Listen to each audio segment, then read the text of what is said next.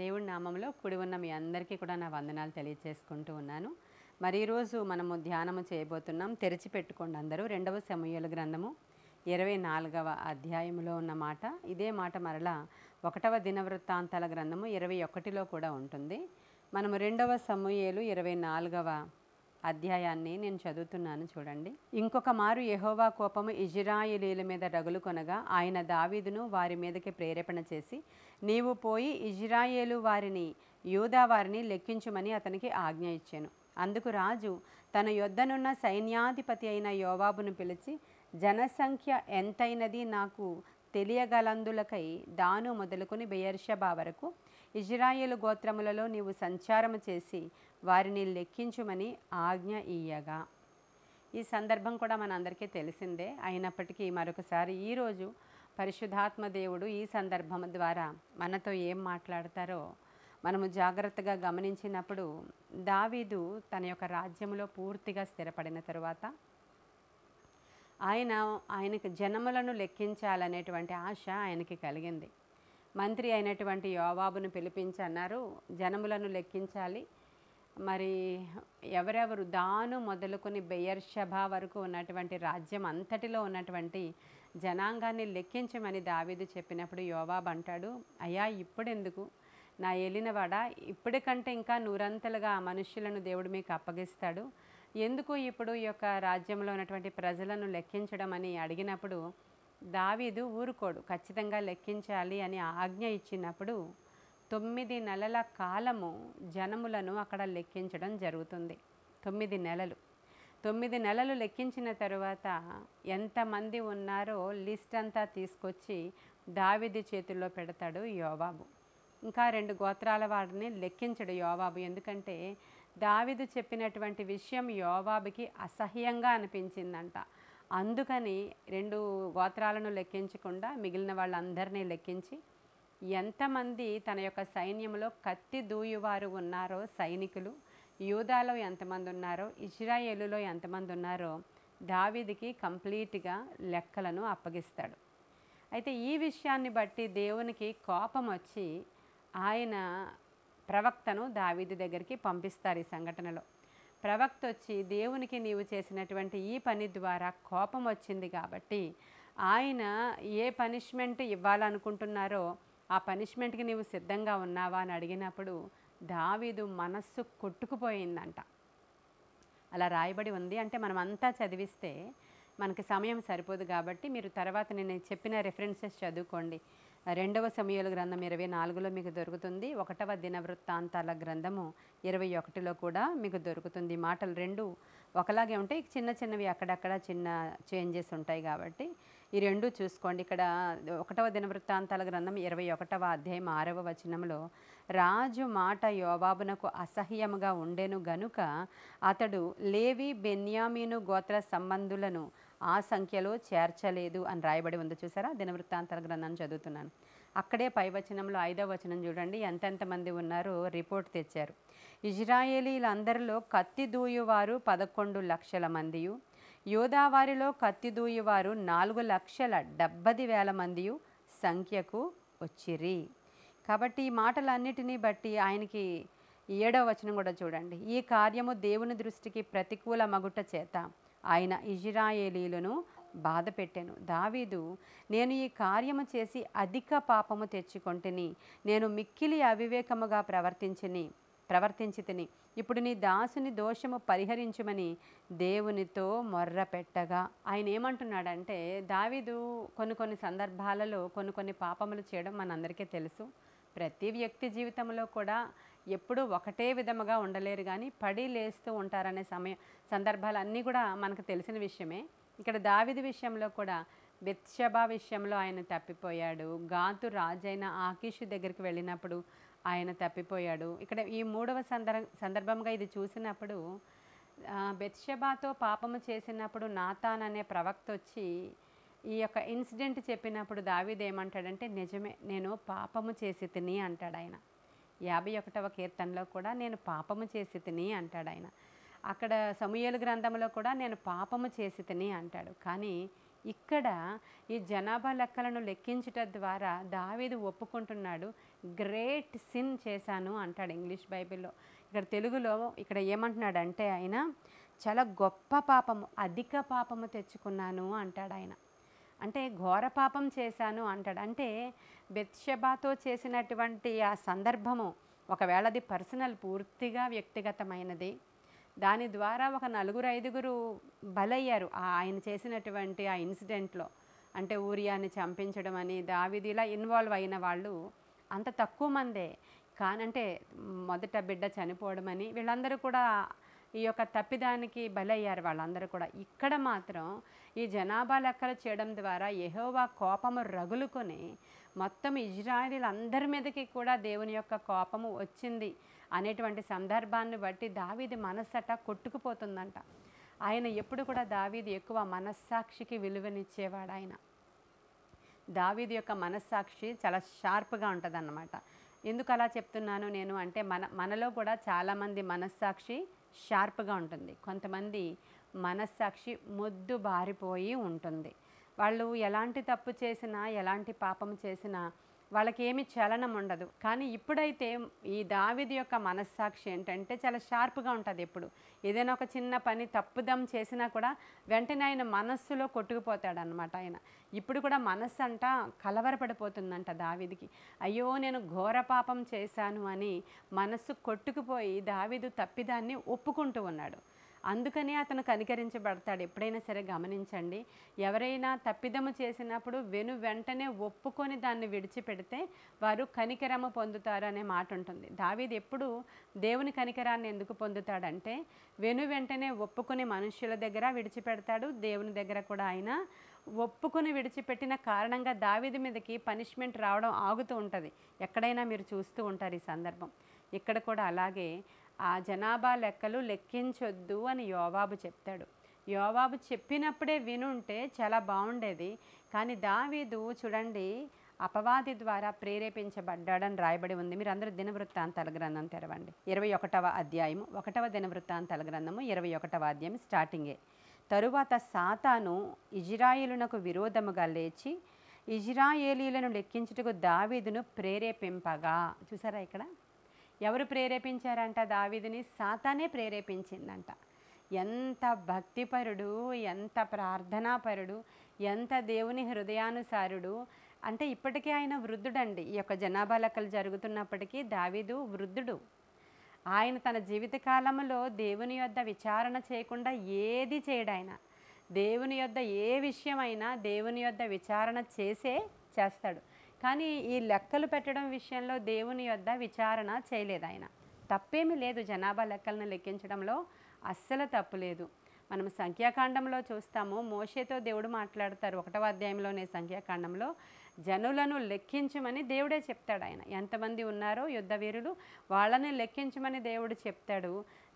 జనులను లెక్కించడం దేవుని యొక్క చిత్తమే, కానీ ఇక్కడ లెక్కించడం మాత్రం దేవుని చిత్తం లేదు.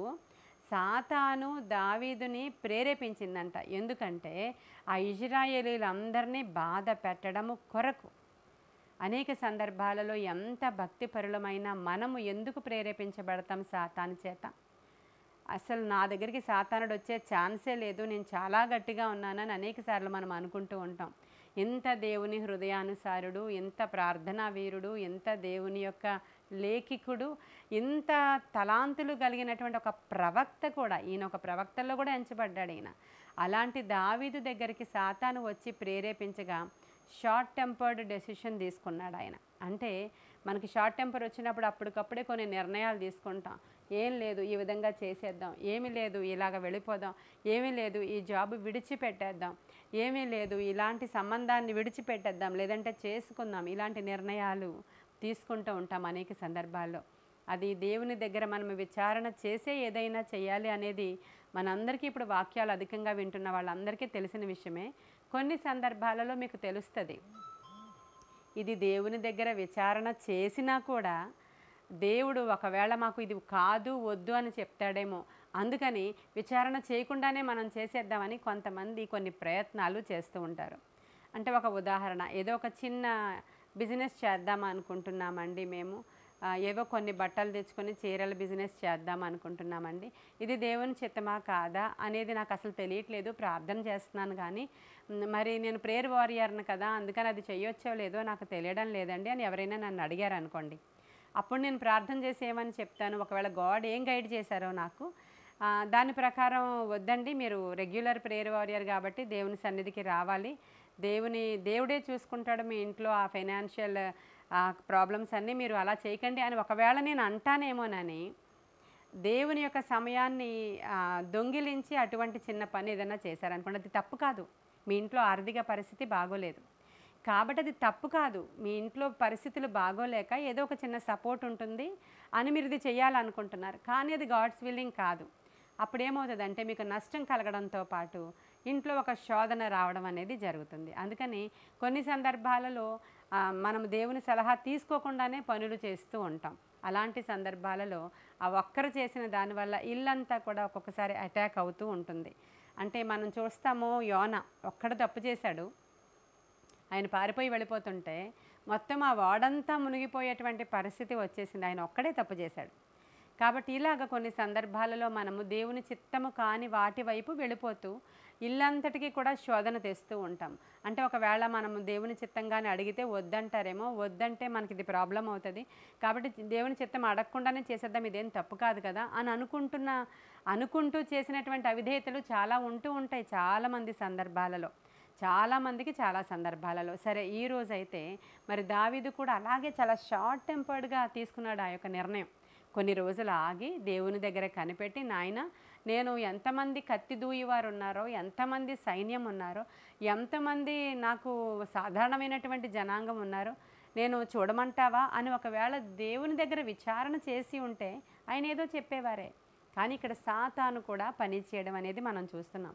ఎందుకు అనంటే అప్పటికే ఇజ్రాయేలీలు చాలా చల్లగా, కూల్గా, హాయిగా ఉండి దేవునికి దూరం అయిపోతూ ఉన్నారు కనుక ఇక్కడ కూడా ఇజ్రాయేలీల మీద కోపం కూడా దేవునికి రేగిన సందర్భాన్ని మనం అక్కడ చూస్తూ ఉన్నాం. కానీ దావీదు మాత్రం తను తప్పు చేశాడని చాలా తన మనసులో కొట్టుకొని పోయి బాధపడిపోయి చాలా ఇబ్బంది పడిపోయినప్పుడు అక్కడికి ప్రవక్త వస్తాడు ఆయన దగ్గరికి. 1వ దినవృత్తాంతాల గ్రంథము 21వ అధ్యాయము 9వ వచనం అండి, నేను చదువుతున్నాను.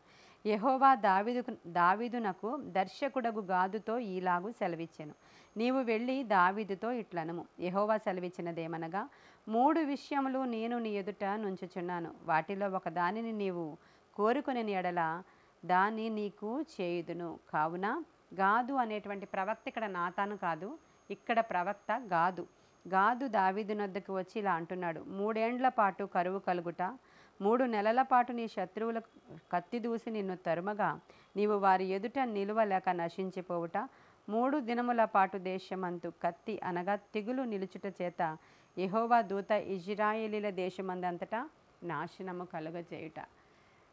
అక్కడ ఒక గాదు అనేటువంటి ఒక ప్రవక్తను దేవుడు పంపించారు, దీర్ఘదర్శి ఆయన ఏం చెప్తున్నాడంటే, దావీదు నీవు పాపం చేశావు, అయితే ఈ పాపముకి పరిహారము చేయాలంటే ఖచ్చితంగా ఒక పనిష్మెంట్ అనుభవించాకే పరిహారం ఉంటుంది. మనము ఇలాంటి సందర్భాలు చదువుతూ ఉన్నప్పుడు మీరు చాలా జాగ్రత్తగా గమనించాలి. ఏం కాదులే అని అనేక సందర్భాలలో పొరపాట్లు చేసేస్తూ ఉంటాం కదా, ఆ తరువాత వచ్చి ఎంతో ఏడ్చేస్తూ ఉంటాం దేవుడి దగ్గర. అంటే మనుషుల దగ్గర ఒప్పుకునే అంత బ్రాడ్ మైండ్ ఈ రోజుల్లో ఎవరికీ లేదనుకోండి. దేవుడి దగ్గర ఒప్పుకొని ఏడ్చేస్తూ ఉంటాం. ఏడ్చేస్తూ ఉన్నప్పుడు దేవుడు వెంటనే మరుసటి రోజే పరిహరించేయలేమో అనుకుంటారు, కానీ చేసిన దానికి పరిహారం ఖచ్చితంగా పనిష్మెంట్ అనేది ఉంటుంది అనేది మాత్రం అనేక సందర్భాలలో మనం బైబిల్లో చదివినప్పుడు తెలుస్తూ ఉంటుంది. ఇక్కడ అడుగుతున్నారు దేవుడు, నీ మనసు కొట్టుకుపోయింది కాబట్టి, నీవు పాపాన్ని ఒప్పుకున్నావు కాబట్టి ఇంకే పనిష్మెంటు లేదులే, ఎప్పుడు ఇలా చేయకు అనలేదు దేవుడు. ఇప్పుడు పనిష్మెంట్స్ పంపిస్తున్నారు, అది 3 రకాల పనిష్మెంట్స్, దీన్ని సెలెక్ట్ చేసుకో నువ్వు అంటున్నారు. అది ఏంటి అని అంటే 3 ఏండ్ల పాటు కరువు కలుగుట. ఫస్ట్ది ఏంటంటే కంప్లీట్గా 3 సంవత్సరాలు ఇంకా దేశం మీదకి కరువు వస్తుంది అన్నమాట. ఆ 3 ఏండ్లు కూడా ఇంకా ఏం చేసినా కరువు ఆగదు, మొత్తం ప్రజలు రాజు అందరికీ కరువు వచ్చేస్తుంది. తర్వాత 3 నెలల పాటు శత్రువు నిన్ను తరుముతాడు, నువ్వు మరలా సింహాసనాన్ని విడిచి వెళ్ళిపోవలసిన పరిస్థితి వస్తుంది. శత్రువు చేతికి నిన్ను అప్పగించమంటావా, లేకపోతే 3 ఏండ్లు కరువు కలగడానికి ఒప్పుకుంటావా? 3 నెలలు శత్రువు దగ్గర నుంచి పారిపోవడానికి ఒప్పుకుంటావా? లేదంటే 3 దినములు కత్తి దూసి దేశంలోనికి ఒక తెగులు రావడానికి నీవు ఒప్పుకుంటావా అని అడిగాడు. ఈ మూడిట్లో ఏది బాగుంది అర్థం కాక దావీదు చాలా రోదిస్తున్న సందర్భం మనకు అక్కడ కనిపిస్తుంది. ఏం చెయ్యాలో నాకు అర్థం కాని స్థితిలో నేను ఉన్నానంటాడు దావీదు. ఆ సమయంలో అప్పుడు దేవుని యొక్క కనికరం కొరకు వేడుకుంటూ ఆలోచన కొరకు దేవుని దగ్గర కన్నీరు విడుస్తున్నప్పుడు ఆఖరికి అంటాడు, ఒకవేళ 3 సంవత్సరాలే కానీ కరువు వస్తే నాతో పాటు దేశమంతా అల్లాడిపోతారు, దేశమంతా కూడా భయంకరమైనటువంటి దుస్థితి వచ్చేస్తుంది, భయంకరం అయిపోతుంది మా దేశం పరిస్థితి. 3 సంవత్సరాలు అలా ఉండడం అంటే మాటలు కాదు. కాబట్టి అంత దేశమంతటిని పాడు చేయడం నాకు ఇష్టం లేదు, ఆ కరువు రావడం నాకు ఇష్టం లేదు, కాబట్టి అది వద్దు. ఇక 3 నెలలు మళ్ళీ శత్రువుకి అప్పగించి ఈయన తిరిగి మరలా పారిపోయి సింహాసనాన్ని విడిచి శత్రువు ఈయన్ని తరమడం అంటే ఇంకా ఇప్పటికే దావీదు జీవితంలో భయంకరంగా ఆ శోధనలు ఎదుర్కొని వచ్చాడు. అది ఎంత కష్టమో దావీదుకు తెలుసు. ఇంకా మిగిలిందల్లా 3 డేస్ అంటే శత్రువు చేతిలోనికి వెళ్ళే కంటే, కరువు చేతిలోనికి వెళ్ళే కంటే జీవం గల దేవుని చేతిలో పడడమే బెటర్ అనుకున్నాడంట ఆయన. 3 రోజులు దేవుడి చేతిలోనే కదా పడుతున్నాను నేను, ఆయనే కదా ఖడ్గం పంపిస్తాడు, ఆ ఖడ్గము మా మీదకి వచ్చినప్పుడు ఒకవేళ ఆయన్ని వేడుకుంటే ఆయన కనికరపూర్ణుడు, వాత్సల్యపూర్ణుడు, దేవుని చేతిలో పడడమే మంచిదని చెప్పి ఆ 3 దినాల తెగులు కొరకు దావీదు ఒప్పుకోవడం అనేది జరుగుతుందండి. ఆయన ఒప్పుకున్న వెంటనే సంహారదూత బయలుదేరి వస్తాడు. దాను మొదలుకొని బెయర్షెబా వరకు ఆ యొక్క దూత కత్తి దూసి, అంటే అక్కడంతా ఒక తెగులు రేగుతుంది. మనకి కరోనా వచ్చింది కదా, అలా ఎవరు ఏం చేయరు, ఒక తెగులు వస్తుంది అంతే. అనేక సందర్భాలలో ఆ కోల్డ్ ఫార్మ్స్ అంటారు కదా, ఆ వాటిలో ఏదో ఒక తెగులు వస్తుంది, అనేకమైన కోళ్ళన్నీ చచ్చిపోయి ఉంటాయి అంట పొద్దున్నకి.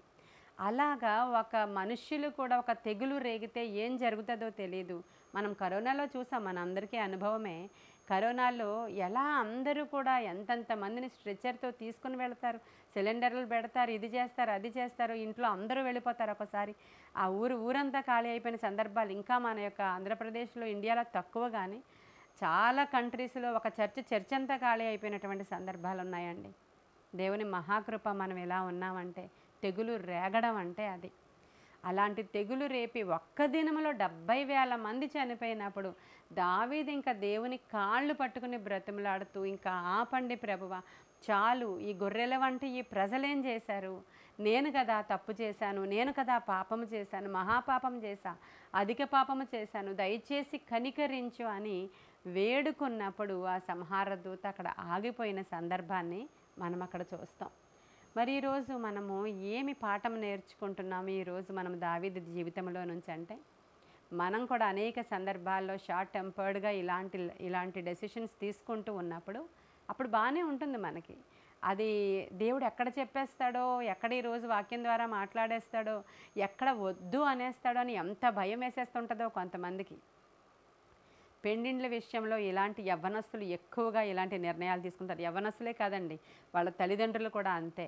వాళ్ళు ఏదో మంచి సంబంధము, చాలా మంచి ఉద్యోగము, మంచి బ్యాక్గ్రౌండు, వాళ్ళు దేవుణ్ణి ఇంకా నమ్ముకోలేదు, అవిశ్వాసులే, పర్వాలేదండి, ఆ అబ్బాయితో మాట్లాడాం మేము, అభ్యంతరం ఏమీ లేదని చెప్పాడు, ఇమ్మీడియట్గా నిర్ణయం తీసేసుకొని మనం అన్ని నిర్ణయాలు తీసేసుకుని మంచి సంబంధం పాపకు కుదిరిందండి అని పాస్టర్ గారితో చెప్పేస్తారు. అంటే ఎందుకని విచారణ చేయరు దేవుడి దగ్గర అని అంటే, మరలా ఈ సంబంధం తప్పిపోతుందేమో అని తల్లిదండ్రులకు ఇష్టం లేదు ముందుగా. కాబట్టి వాళ్ళు నిర్ణయాన్ని అలా తీసుకున్నప్పుడు తర్వాత ఎంత భయంకరమైనటువంటి సమస్యలు ఆ కుటుంబాలలోనికి వస్తాయో, ఇలాంటివి చాలా జరిగాయి. మన చర్చిలో కూడా జరిగాయి ఇలాంటివి. చాలామంది దానికి ఎంత సఫర్ అవుతున్నారో ఈరోజు మన కనులెదుటుగా ఉన్నారు. ఇంకా యవ్వనస్తులైన అమ్మాయిలు అయితే చెప్పాల్సిన అవసరం లేదు. అబ్బాయిల విషయంలో కూడా వాళ్ళు ఇంకా దేవుని దగ్గర విచారణ కాదు కదా, తల్లిదండ్రుల దగ్గర కూడా విచారణ చేయరు.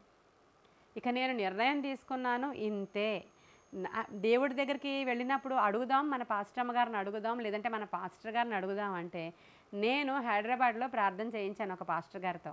ఆయన ఇది ఓకే చెప్పారు, నాకు చాలు అంటారండి వాళ్ళు. లేదంటే వేరే ఊరిలో ఎవరైతే పాస్టర్స్ ఇది ఓకే అని చెప్తారో వాళ్ళ దగ్గరికి వెళ్ళి ఓకే చెప్పిస్తారు. లేదంటే ఫస్టే మన దగ్గరికి వచ్చి ఇది ఓకే కాదు అని చెప్పామనుకోండి, అప్పుడు 10 మంది పాస్టర్స్ దగ్గరికి వెళతారు వాళ్ళు. దేని కొరకు? కష్టం కోరి తెచ్చుకోవడం కొరకు. వాళ్ళ జీవితాన్ని గుంటలో పడవేసుకోవడం కోసం ఆ శాతానుడు వారిని ఆ సమయంలో అలా ప్రేరేపిస్తాడని ఇక్కడ మనం చూసినప్పుడు అర్థమైపోతూ ఉంది. ఎందుకని వాళ్ళ మీదకి అలాంటి ప్రేరేపణ శాతానుడు తీసుకొని రావడానికి దేవుడు ఎలవ్ చేశాడు అని అంటే వీళ్ళందరూ కూడా అప్పటికే మరలా త్రోవ తప్పుతున్నారు. వీళ్ళకి ఆ పనిష్మెంట్ రావాల్సిందే, మరలా బుద్ధి రావాల్సిందే అనేది ఒక గాడ్స్ ప్లాన్ అయినప్పటికీ కూడా ఇక్కడ ఎందుకు ఇలా జరిగింది అని అంటే దేవుని చిత్తములో జనాభాలో లెక్కించడం తప్పు కాదు. కానీ ఇక్కడ లెక్కించమని దావీదు చెప్పింది ఏంటంటే ఒక అహంకార మనసుతోటే ఆ శోధకుడి యొక్క ప్రేరణతోనే ఈయన చెప్తున్నాడు. ఈయన కేవలం మనం చూడండి ఎవరిని లెక్కించారో మీరు చదివి వినిపించాను ఇందాక నేను. కేవలము సైన్యం ఎంతమంది ఉందో కావాలి దావీదుకి. కత్తి దూయివారు ఎంతమంది ఉన్నారో ఆ లిస్టే తీసుకొచ్చి ఇచ్చాడు యోవాబు. సాటిస్ఫై అయిపోయాడు అక్కడ దావీదు. అంటే ఎప్పుడో చూసినప్పుడు దావీదు ఎవ్వరూ అక్కర్లేదు, సైన్యం అక్కర్లేదు, ఇజ్రాయేలు సైన్యం అక్కర్లేదు, నేను ఒక్కడిని చాలు ఈ గొలియాతు మీదకి, ఎందుకంటే జీవము గల దేవుడు నాకు తోడుగా ఉన్నాడు. కత్తి చేత కాదు, ఖడ్గము చేత కాదు, డాలు చేత కాదు, నా దేవుడు నా చేతికి వీడిని అప్పగిస్తాడని బయలుదేరిన దావీదు. తర్వాత మీరు 27వ కీర్తనలో కూడా చదవండి, ఎవరి సహాయం నాకు అక్కర్లేదు, యెహోవాయే నాకు సహాయం, ఆయనే నా కేడము, 1000 మంది నా మీదకి వచ్చినా నేను భయపడను, ఆయనే నాకు అన్నీ అని పలికిన దావీదు ఈరోజు ఎందుకు ఎంత సైన్యం ఉందని లెక్క పెట్టుకుంటున్నాడు? ఈరోజు ఎందుకు ఎంత సైన్యం ఉందో లెక్క పెట్టుకుని కొంచెం కంఫర్ట్ జోన్లో నేను ఉండొచ్చు అని ఆలోచన చేస్తున్నాడు. అదే యోవాబు చెప్పాడు, నాయన ఎందుకు ఇప్పుడు లెక్కించడం, మన దేవుడు నీకు ఇంకా 100 మందిని, ఇంకా అనేక వందల వేల మందిని నీకు ఇస్తాడు, ఎందుకు లెక్కించడం అంటే ఆ క్షణానికి ఆయన ఆ విధంగా ఆ యొక్క అంటే ఆ పాపములో ఆయన పడిపోయినట్లుగా మనం అక్కడ చూస్తున్నాం. జనాభా లెక్కించినప్పుడు ఎప్పుడు కూడా ఈ జనులు యెహోవాకి చెందినవారు అనేటువంటి ఒక లక్ష్యముతో లెక్కించవచ్చంట. మోషేతో దేవుడు మాట్లాడినప్పుడు నిర్గమకాండం తెరవండి, ఒక విషయాన్ని చూపిస్తాను మీకు నేను. నిర్గమకాండము 30వ అధ్యాయము 11, 12 వచనాలు చూడండి. మరియు మోషేతో దేవుడు ఇలా అంటున్నారు, నీవు ఇజ్రాయేలీయులను లెక్కింపవలెను, వారు లెక్కించు వేళకు ప్రతివాడు యెహోవాకు ప్రాణ పరిక్రయ ధనము నిచ్చుకొనవలెను. అలాగు చేసిన ఎడల నీవు వారిని లెక్కించినప్పుడు వారిలో ఏ తెగులు పుట్టదు. చాలా క్లియర్గా ఉంది కదా.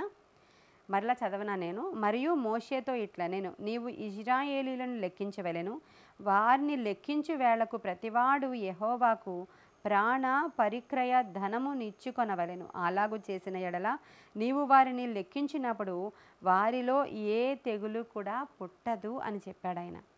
ఎందుకని అంటే ఈ ప్రజలు లెక్కించేటప్పుడట ఆ ప్రతివారు కూడా వాళ్ళ ప్రాణానికి తగినటువంటి ఒక క్రయధనాన్ని రాజుకి చెల్లించుకోవాలి, లేదంటే యాజకుడికి చెల్లించుకోవాలి. అంటే ఆయన వారి ప్రాణాలకు ప్రతిగా ఒక క్రయధనాన్ని ఇవ్వాలన్నమాట. ఇక్కడ సెన్సెస్ జరుగుతుంది, జనాభా లెక్కలు జరుగుతాయని తెలిసినప్పుడు ఇజ్రాయేలీలకి ఒక ప్రొసీజర్ ఉంది. ఆ ప్రొసీజర్ ఏంటంటే మా ప్రాణాలు యెహోవావే, మేము మా దేవుడికి చెందిన వారము, ఈ ప్రజలమందరము కూడా ఆయన ప్రజలమే, ఆయన మేపు గొర్రెలమే, స్ట్రైట్గా మేము ఆయనకి చెందిన వారము అని చెప్పడానికి దేవునికి ప్రాణ క్రయధనాన్ని వాళ్ళు అర్పించుకున్న తరువాత వారిని రాజు కానీ నాయకుడు కానీ నడిపించే లీడర్ కానీ లెక్కించుకోవచ్చు. మీకు అర్థమైంది అనుకుంటున్నాను. ఇప్పుడు దావీదు ఎలా లెక్కించుకుంటున్నాడంటే ఈ ప్రజలు నా ప్రజలు, నేను సంపాదించుకున్న ప్రజలు, దాను మొదలుకొని బెయర్షెబా వరకు నేను సంపాదించిన రాజ్యము, నేను ఎందరిని సంపాదించుకున్నానో, ఎన్ని లక్షల కాల్బలం ఉందో, ఎంతమంది కత్తిదూయి వారు ఉన్నారో నేను చూసుకోవాలనుకుంటున్నాను అన్న ఇంటెన్షన్తో దావీదు ఆ యొక్క జనాభా లెక్కలు చేశాడు. కాబట్టి ఇక్కడ కూడా దేవుని యొక్క కోపము రగిలినట్లుగా మనం అక్కడ ఖచ్చితంగా చూడగలుగుతాం. ప్రతి దానికి ఒక సిస్టమ్ని దేవుడు పెట్టాడండి. మనము సంఘాలలో కూడా జనాలను లెక్కించడానికి వాళ్ళని చూసి ఇన్ని లక్షల మంది వచ్చి ఆరాధిస్తున్నారు, ఇన్ని వేల మంది ఆరాధిస్తున్నటువంటి గొప్ప సేవకులు అనే మాటని మనం మాట్లాడకూడదు. ఎందుకంటే వారందరూ ఆయనకి చెందినవారు, వారందరూ ఆయనకి సంబంధించిన వారు. ఆయన గొర్రెలు ఈ ప్రజలందరూ కూడా. మనం ఎంతమంది వస్తున్నారు అనేది లెక్కలు కానీ రిజిస్టర్లు కానీ ఉంటే ఉంటారు, మేము మీ సంఘ సభ్యులము అనుకుని వాళ్ళు అక్కడ రిజిస్టర్ అయి ఉంటే ఓకే, కానీ వాళ్ళని చూసుకొని వీరిని నేను సంపాదించాను నా సువార్త ద్వారా నా కష్టము ద్వారా అని ఎప్పుడు కూడా సేవకులు అనుకోకూడదు, రాజు కూడా అనుకోకూడదు. ఇప్పుడు అన్యాయంగా ఈ ప్రజలు ఎందుకండి 70,000 మంది ఆ రోజు చనిపోయారు. అరౌనా కళ్ళెము దగ్గర పరిహారం చేశాడు అనుకోండి దావీదు, అది వేరే విషయం. అక్కడికి ఆ సంహార దూత ఆగిపోగానే ఒక కళ్ళెము దగ్గరికి వెళ్ళి, అది అరౌనా అనేటువంటి ఒక వ్యక్తి యొక్క కళ్ళెము, అక్కడికి వెళ్ళినప్పుడు అక్కడ పాప పరిహారార్థ బలి అప్పగించి దేవుడు అర్పించి అక్కడ దావీదు అక్కడ దాన్ని కామ్ డౌన్ చేశాడు, అది వేరే విషయం. మరి ఎందుకు ఇక్కడ ఈ విధమైనటువంటి ప్రాణహాని అసలు అమాయకులైనటువంటి ప్రజల మీదకి వచ్చింది అంటే దీనికి కూడా ఒక రీజన్ ఉంది.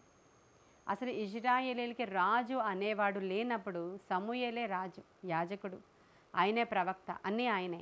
అంతకు ముందు ఉన్న వాళ్ళు కూడా ప్రవక్తలే వాళ్ళని అలా లీడ్ చేస్తూ ఉండేవారు కదండి.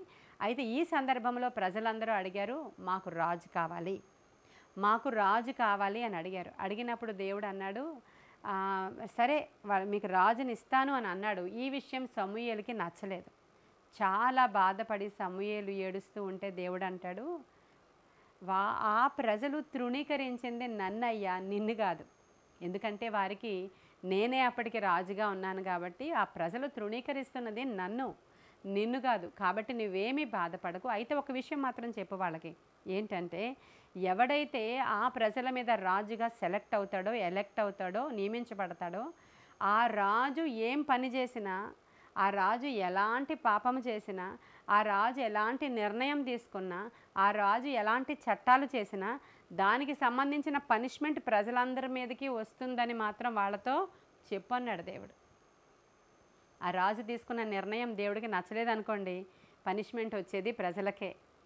ఆ రాజు ఒక చట్టం చేశాడు అనుకోండి, మనకి కూడా అనేకమైనటువంటి అంటే గవర్నమెంట్స్ మారుతూ ఉన్నప్పుడు మరి జిఎస్టీలని, లేకపోతే అంతా మన కరెన్సీ మారిపోవడం అని, లేకపోతే మన మీదకి ఏవేవో తెస్తూ ఉంటారు నాయకులు. వచ్చినప్పుడు అందరికీ అది లాభకరంగా ఉంటుందా అంటే చాలా నష్టం కలుగుతుంది వ్యాపారస్తులకి, చాలా నష్టం వాటిల్లుతుంది సామాన్య ప్రజలకి, చాలా నష్టం వస్తుంది. ఒక్కొక్క గవర్నమెంట్లో ప్రజలు ఎంతో రోధిస్తూ ఉంటారు. ఒక్కొక్క గవర్నమెంట్లో కరెంటు బిల్లులు పెరిగిపోతాయి, ఒక్కొక్క గవర్నమెంట్లో ట్యాక్సులన్నీ పెంచేస్తారు, ఒక్కొక్క గవర్నమెంట్లో రాజు తీసుకున్న నిర్ణయానికి ప్రజలు ఎలా బలైపోతారో ఇక్కడ కూడా రాజు ఒక నిర్ణయం తీసుకుంటే ప్రజలు దాని యొక్క పర్యవసానాన్ని వాళ్ళు పొందుకోవలసి ఉంటుందని దేవుడు ముందే చెప్తే ఈ ప్రజలందరూ ఏమన్నారో మన అందరికీ తెలుసు కదా, ఏమీ పర్వాలేదు, మేము మా రాజు సంగతి మేము చూసుకుంటాం, మాకు రాజు కావాలి, మాకు రాజు కావాలి, మాకు రాజు కావాలి. వాళ్ళు మిమ్మల్ని బానిసలుగా చూస్తాడయ్యా, వాళ్ళ రథాల వెనకాల మీరు పరిగెట్టాల్సి వస్తుందయ్యా, ఆ రాజు మీ మీద రూల్ చేస్తాడయ్యా, కఠినమైనటువంటి చుబుకులతో మిమ్మల్ని కొడతాడయ్యా అంటే ఏమీ పర్వాలేదు, మాకు రాజు కావాలి అన్నారు వాళ్ళు కదండి. ఇవన్నీ కూడా ఇంక్లూడ్ అయ్యి ఇక్కడ అంటే ప్రతి ప్రశ్నకి జవాబు దొరకడానికి చెప్తున్నాను నేను. ఒకటి, ఎలాంటి మనుష్యుడైనా శాతాను శోధనకి లొంగిపోతాడు అని చెప్పడానికి మొదటగా చెప్పాను. సాతానే శోధించాడు దావీదుని, ఆయన శోధనలో పడిపోయాడు. చాలామంది ఇలా అనుకుంటారు, మేము ఇంత వయసు వచ్చింది కదా, మేము ఇంక శోధనలో పడిపోము అని. దావీదు బెత్షెబాతో పాపం చేసినప్పటికీ ఆయనకి 50+ ఆయనకి. అప్పటికి మధ్య వయసులో ఉన్నాడు కాబట్టి అలాంటి రకరకాల ఆలోచనలు, కోరికలు, ఆ టైంకి రిలాక్సేషన్లో ఉన్నాడు కాబట్టి ఏవో ఆయన కనులు తప్పుగా చూడడం, తప్పుగా ప్రేరేపించడం, అంటే అంత ఎప్పుడైనా సరే శోధన కాలంలో ఉన్నప్పుడు తప్పు చేయడం తక్కువ, ఆశీర్వాదం వచ్చినప్పుడు తప్పు చేయడం ఎక్కువ అవుతూ ఉంటుంది ఎవరికైనా సరే. అలా దావీదు శరీర సంబంధమైన పాపములో అక్కడ పడిపోయి నేను పాపం చేశానని ఒప్పుకొని బయటకు వచ్చాడు. ఇక్కడ వచ్చేటప్పటికల్లా వృద్ధాప్యంలోనికి వచ్చాడు మన దావీదు. ఇక్కడ ఎలాంటి పాపానికి చోటిస్తున్నాడంటే ఒక భద్రత చూసుకుంటున్నాడు ఆయన, ఒక కంఫర్ట్ చూసుకుంటున్నాడు ఆయన, ఒక రిలాక్స్ అవుదాము, ఒక మైండ్కి ఒక రిలాక్స్ ఉంటుంది. ఎంతమంది కత్తిదూయివారు ఉన్నారు, ఎంతమంది నాకు సోల్జర్స్ ఉన్నారు, ఇంతమంది ప్రజలు ఉన్నారు, వీళ్ళందరినీ నేను ఎస్టాబ్లిష్ చేసుకున్నాను, రేపొద్దున అంత ప్రశాంతంగానే ఉంది, అయినప్పటికీ నేను ఒక కంఫర్ట్ ఆలోచించుకోవడానికి ఈ విధమైనటువంటి సెన్సెస్ చేస్తే నాకు బాగుంటుంది అని అలాంటి సీన్లోనికి వెళ్ళిపోయాడు. వృద్ధాప్యంలో వచ్చిన శోధనలు, యవ్వన కాల శోధనలు ఇంక చెప్పక్కర్లేదు మనం. ఎన్నో టెంప్టేషన్స్, ఇష్టం వచ్చిన నిర్ణయాలు, ఇది కాకపోతే అది, అది కాకపోతే అది, వాడు కాకపోతే వీడు, వీడు కాకపోతే ఇంకొకడు, ఆమె కాకపోతే ఈమె, ఈమె కాకపోతే ఇంకొక ఆమె. ఈ రోజుల్లో ఆ లివింగ్ రిలేషన్స్, ఈ రోజుల్లో తీసుకుంటున్న నిర్ణయాలు, ఈ రోజుల్లో శాతానుడు పిల్లల బ్రెయిన్స్ మీద పనిచేస్తున్న విధానం అసలు అంటే చాలా భయంకరమైన గర్విష్ఠులైనటువంటి యవ్వనస్తుల జనరేషన్ని తయారు చేస్తున్న శాతానుడు వాళ్ళ నిర్ణయాలను బట్టి వాళ్ళ జీవితాలలో ఎంత పనిష్మెంట్స్ వస్తాయో వాళ్ళకి అర్థం కావట్లేదండి. కాబట్టి మనం తీసుకునే ప్రతి నిర్ణయం కూడా దేవుని దగ్గర విచారణ చేసి, అలానే ఇంతంత లిస్టులు ఇస్తే పాస్టర్స్ ప్రార్థన చేయలేరండి. వాక్యమే నీకు ఆధారము, దేవుని వాక్యమే నీకు ప్రామాణికము. దేవుడు మందిరంలో మీకు ఏం మాట్లాడుతున్నారో, ఏది రైట్ ఏది రాంగ్ మీకు తెలిసి కూడా చాలామంది తెలియలేనట్లు నటిస్తూ వాళ్ళ గొయ్యలు వాళ్ళే తవ్వుకుంటూ ఉంటారు. ఇంకంతకంటే ఏం జరగదు. వాళ్ళు అనుకుంటారు మేము సేవకులను భలే మోసం చేశామని, వాళ్ళు అనుకుంటారు దేవుని కళ్ళు భలే కప్పాము అని. కాదండి, వాళ్ళు దేవునికి వ్యతిరేకమైన నిర్ణయం తీసుకున్న ప్రతిసారి ప్రక్కన ఒక గొయ్యి తవ్వుకుంటున్నట్లే. అదే దావీదు యొక్క ఈ వృత్తాంతము మనకి క్లియర్గా తెలియజేస్తూ ఉంది. అయితే ఆ దినాలలో పరిశుద్ధాత్ముడు వారి దగ్గర అవసరమైనప్పుడు వచ్చి వెళ్ళిపోతూ ఉండేటట్లుగా ఆ ఓల్డ్ టెస్టిమెంట్లో మనకి కనిపిస్తుంది. అయితే ఎప్పుడైతే యేసుక్రీస్తు ప్రభువారు మరణించి తిరిగి లేపబడి ఆయన మరలా వెళ్ళి మీ దగ్గరికి నేను ఒక ఆయన పంపిస్తా, ఆయన ఆదరణకర్త, మిమ్మల్ని ఆదరిస్తాడు, సర్వసత్యములోనికి మిమ్మల్ని నడిపిస్తాడు అని చెప్పాడు. అలా సర్వసత్యములోనికి నడిపించడానికి ఆదరణకర్త అయిన పరిశుద్ధాత్ముడు ఇప్పుడు మనలో ఉన్నాడండి. మనలో నీ మనస్సాక్షి నీతో మాట్లాడుతూ ఉంటుంది. అంతరంగ పురుషుడు నీకు బోధ చేస్తూ ఉంటాడు. ఇది రాంగ్, నీకు అక్కడ డబ్బులు వస్తున్నాయి, లాభం కలుగుతుంది, కానీ ఇది రాంగ్, నీవు పెట్టిన సర్టిఫికెట్స్ ఫేక్, నీవు చేస్తున్నది తప్పు, నీవు వెళుతున్న దారి రాంగ్ అని దేవుడు చెప్తూ ఉంటాడు. లోపల నుంచి ఇన్నర్ మ్యాన్ నీతో మాట్లాడుతూ ఉంటాడు. అయినప్పటికీ త్రోసివేసి నీవు వెళ్ళిపోతూ ఉంటావు కదా ముందుకి. ఏం పర్లేదు, వెళ్ళొచ్చు, కానీ దాని పర్యవసానము మాత్రం అది రోగాల రూపం అవ్వచ్చు, కరువు అవ్వచ్చు, ఖడ్గం అవ్వచ్చు, ఒక్కొక్కసారి ప్రాణమే పోవచ్చు. ఆది సంఘములో కూడా ఇలాంటి ఇన్సిడెంట్ ద్వారా మోసము జరుగుతుంది అని చెప్పడానికి ఆ సంఘం అప్పుడప్పుడే పురుడు పోసుకుంది సంఘం అంటారండి. అలా మాట్లాడతారు బిబ్లికల్ ఆత్మీయ లాంగ్వేజ్లో. అప్పుడే పురుడు పోసుకున్నటువంటి సంఘములోనికి శోధకుడు మనుష్యుల ద్వారా ఎంటర్ అయ్యాడు. ఎవరు వాళ్ళు? అననీయ సప్పిరా. వాళ్ళు మనస్సు ఏం చెప్పిందో దానికి వాళ్ళ ఆలోచనకి చోటిచ్చినప్పుడు ఏం జరిగింది అక్కడ? ఎందుకు మీరు సాతానుకి చోటిచ్చారు అని పేతురు అడిగాడు. వాళ్ళు ఇంకా సమాధానం చెప్పే లోపలనే వాళ్ళ కాటికి వెళ్ళిపోయిన సందర్భం మనకు అక్కడ కనిపిస్తుంది. ఎందుకు మీరు దేవుణ్ణి మోసం చేశారు, సాతానుకి ఎందుకు అవకాశం ఇచ్చారు, పరిశుద్ధాత్మను ఎందుకు మీరు మోసం చేశారని అడుగుతాడు పేతురు. అదే మనం ఈరోజు కూడా మనం తెలుసుకోవలసిన సత్యం. ఇప్పటి వరకు జరిగింది, దాని పర్యవసానాలు ఇంట్లో జరుగుతున్నాయి. ఇప్పటి వరకు మనం ముందుకు వెళ్ళి షార్ట్ టెంపర్డ్ డిసిషన్స్ ద్వారా అనేకమైన బంధకాల్లో నువ్వు చిక్కుకుపోయి ఉన్నావు. ఇప్పుడు నీ నిర్ణయమే నిన్ను బంధకంలో ఉంచింది, నీ నిర్ణయమే నువ్వు చెరలో ఉండడానికి కారణం. నీవు అనుకున్నావు నేను ఎంతో మంచిగా ఉంటాను, ఇక్కడ కాకపోతే అక్కడ. సేవకులు అలాగే దర్శనాలు చెప్తున్నారు, కానీ నాకు దేవుడు కళ చూపించేశాడండి, నాకు దర్శనం చూపించాడు, నేను ఎంత బాగుంటానో చూపించాడు, నేను ఎంత ఆశీర్వదించబడిన వాడనో చూపించాడు. నాకు కూడా గైడెన్స్ ఉంది కదా. ఈ రోజుల్లో ఎవరికైనా గైడెన్స్ ఉంటుందని మభ్యపడిపోతూ అనేక మంది వారి జీవితాలని చెరలోనికి తీసుకుని వెళ్ళిపోయారు. ఇప్పుడు ఎక్కడికిక్కడే మనమేం చనిపోము అననీయ సప్పీరాల్లాగా, కానీ ఆత్మీయంగా చనిపోతాం మనం. ఇక ఎంతమంది మనకి ఏం చెప్పినా మనకేం వెళ్ళదు లోపలికి, ఎందుకంటే వాళ్ళ మనస్సాక్షి చచ్చిపోయింది. వాళ్ళ మనస్సాక్షి అక్కడికక్కడే ఓడ బ్రద్దలైన వారి మనస్సాక్షి వలె ఉందని పోల్చాడు అక్కడ పౌలు. అలాగ వాళ్ళకి మనస్సాక్షి చచ్చిపోయింది. కాబట్టి ఈ రోజుల్లో ఒకసారి ఆలోచన చేయండి, ప్రభువా మరలా నూతనమైన మనస్సు నాకు ఇవ్వండి, నూతన హృదయాన్ని నాకు పుట్టించండి, ప్రియ పరిశుద్ధాత్ముడా పోగొట్టుకున్న సమస్తాన్ని నేను పొందుకోవడానికి నాకు సహాయం చేయండి. ప్రభువు దగ్గర ఏడ్చి రోధించి మనము అడిగినప్పుడు మనల్ని నూతన పరుస్తాడు. దావీదు అందుకే ఏమంటాడంటే, శత్రువు చేతిలో నేను పడను బాబోయ్, ఆ తర్వాత కరువు కూడా నాకు వద్దు అన్ని సంవత్సరాలు, ఎందుకంటే దేవుని చేతిలోనే పడతాను. ఏ జబ్బు ఇచ్చినా, ఏ తెగులొచ్చినా, ఏ రోగం వచ్చినా, నువ్వు నన్ను ఎలా పనిష్ చేసినా పర్వాలేదు, కానీ ఈ పాపము నుంచి నన్ను విడిపించిన ఆయన అన్నప్పుడు ఆయన కనికరము గల దేవుడు. ఆ రోగములో నుంచి నువ్వు దేవునికి మొర్ర పెడితే ఖచ్చితంగా విడిపిస్తాడు ఆయన. ఎందుకంటే ఆయన కనికరపూర్ణుడు, ఆయన కృపా కటాక్షములు చూపించేవాడు. ఆయన కోపం నిమిషం మాత్రమే, ఆయన కృప, ఆయన కనికరం తరతరాలు ఉంటుందంటండి. కాబట్టి నీవు అలాగున దేవుని దగ్గర ఒప్పుకొని మరలా అలాంటి చెడ్డ ఆలోచనలకు వెళ్లకుండా ఉండాలి అనుకుంటే పరిశుద్ధాత్మ సహాయము మనకు చాలా అవసరం. ఇదొకటి తెలుసుకోండి.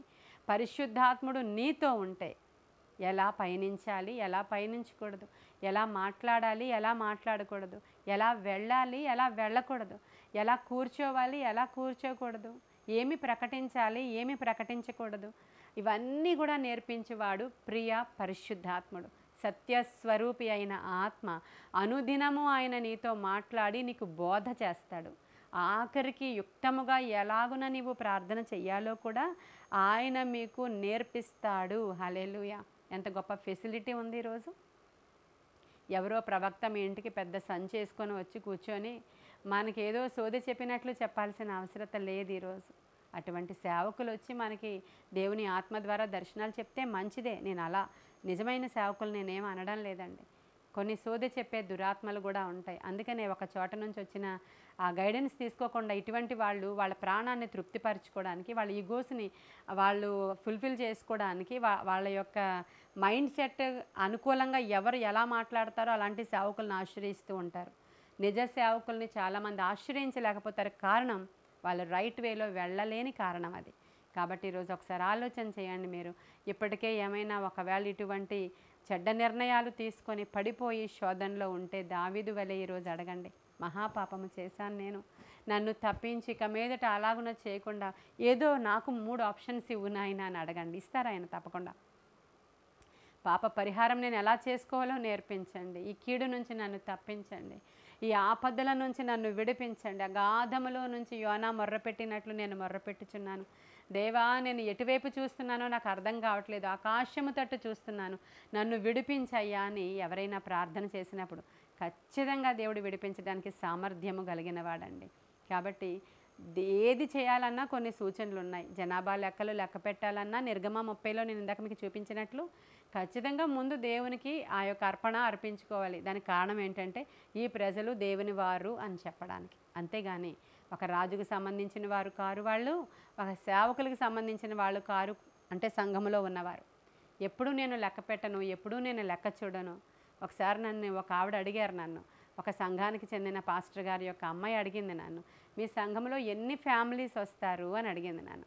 అడిగినప్పుడు నాకు తెలియదు అని చెప్పాను నేను. అదేంటి అలా మాట్లాడుతున్నావు, నిజంగా నిజమా, నాకు చెప్పడం ఇష్టం లేక అంటే నిజంగా నిజం. ఎన్ని ఫ్యామిలీస్ వస్తున్నారో నాకు తెలియదు, ఎన్ని ఫ్యామిలీస్ ఆగిపోతారో నాకు తెలియదు. వాళ్ళు ఆగిపోయినప్పుడు కూడా ఎందుకు రాలేదని ఒక్కసారి మాత్రమే ప్రేయర్ వారియర్ వాళ్ళకి ఫోన్ చేస్తారు. వాళ్ళు ఏదో ఒక రీజన్ చెప్తారు, ఓకే నో ప్రాబ్లం, జస్ట్ అడిగామంతే. మళ్ళీ సెకండ్ కాల్ వాళ్ళకు ఉండదు. ఎందుకంటే ఈ రోజుల్లో ప్రజలకి ఏం అవసరమో, ఎక్కడ సత్యవాక్యము ప్రకటించబడుతుందో, ఎక్కడ దేవుని దర్శనానుసారంగా వెళుతున్నామో, ఎక్కడ నిజమైనటువంటి ఆరాధన జరుగుతుందో అన్నీ తెలుసు ప్రజలకి. వాళ్ళని వాళ్ళు మభ్యపెట్టుకుంటే మనం ఏమీ చేయలేము. కనుక ఎన్ని కుటుంబాలు వస్తున్నాయో మనకు తెలియదు. మేము మీ సంఘానికి చెందిన వాళ్ళమే అంటే ప్రతిరోజు మేము చూస్తూనే ఉంటాం కదా వాళ్ళని.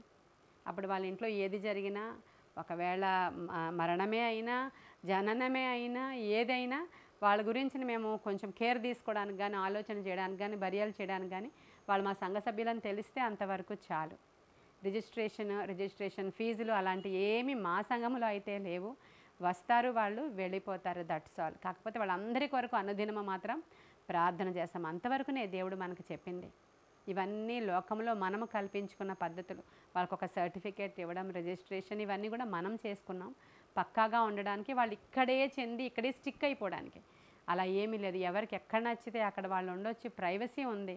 ఖచ్చితంగా వాళ్ళు నిజమైన ఆత్మ సంబంధులైతే ఆత్మ సంబంధమైన సంఘాలను వెతుక్కుని వాళ్ళు వెళ్ళడానికి దేవుడు ఫ్రీడమ్ ఇచ్చారు. అందరికీ కూడా ఫ్రీడమ్ ఇచ్చారు. కాబట్టి ఇవే సంగతులు. మరి దావీదు లెక్కలు పెట్టుకున్నటువంటి ఈ సందర్భము ద్వారా ఎవరెవరు ఏమి నేర్చుకున్నారో, ఎవరెవరికి ఏం తాకిందో ఈరోజు మీ హృదయాంతరంగాల నుంచి దేవుని దగ్గర ఒప్పుకోలు చేసుకొని ప్రార్థన చేసుకుందాం. ఈ కొన్ని మాటలు దేవుడు మన వినికిడిలో దీవించునుగాక. ఆమేన్. ప్రార్థన చేసుకుందాం. మహాపరిశుద్ధుడైన తండ్రి, మహోన్నతుడైన దేవ, సర్వాంతర్యామి మీకు వందనాలు. సర్వశరీరులకు దేవుడా, సకల ఆశీర్వాదాలకు కారణభూతుడా, తేజోమయుడానికి వందనాలు నాయనా. మీరు మాట్లాడితేనే మేము అనుదినము బ్రతుకుతాం. మాలో ఉన్న లోటు లోపాలు తెలుస్తాయి. అద్భుతాలు జరిగించేవాడు మాతో ఉన్నాడయ్యా. ఆశ్చర్యాలు చేయువాడు మాలో ఉన్నాడు తండ్రి. ఈరోజు మమ్మల్ని ప్రేరేపిస్తున్నటువంటి దుష్టుడి యొక్క ప్రభావం నుంచి విడిపించి దేవుని ఆత్మ మాతో మాట్లాడే అనుభవంలోనికి ఎదగడానికి అవసరమైన కృప మాకు దయచేయండి. మేము నూతన నిబంధన భక్తులం. పరిశుద్ధాత్ముడు ఇప్పుడు మాలో ఉన్నాడు నాయన. ఆయన వచ్చి వెళ్ళిపోయేవాడు కాడు, మాతోనే ఉంటాడు, యుగ సమాప్తి వరకు ఉంటాడు. హల్లెలూయా. కాబట్టి అట్టి కృప మీరు మాకు ఇచ్చారు గనుక నీ గొప్ప కార్యాలు మా జీవితంలో జరిగించమని, ఆత్మశక్తితోనే మమ్మల్ని నింపమని నాయన. ఆత్మ మమ్మల్ని నడిపించిన కొలది సర్వసత్యంలో నడవడానికి అవసరమైన కృప మాకు దయచేయమని, వినిన వారందరికీ క్షేమాభివృద్ధి కలగడానికి సహాయం చేయమని, నజరేయుడైన యేసయ్య నామంలో ఈ ప్రార్థనని సన్నిధికి చేర్చుకుని జవాబు దయచేయమని, లోతైన మనస్సాక్షి నాయన వారు కలిగి ఉండి ఒప్పుకొని విడిచిపెట్టడానికి తప్పులు నాయన సహాయము చేయమని యేసుక్రీస్తు శ్రేష్ఠ నామంలో అడిగి వేడుకొని పొందుకొని ఉన్నాము మా ప్రియ పరలోకపు మా తండ్రి. Amen, amen, amen. God bless you.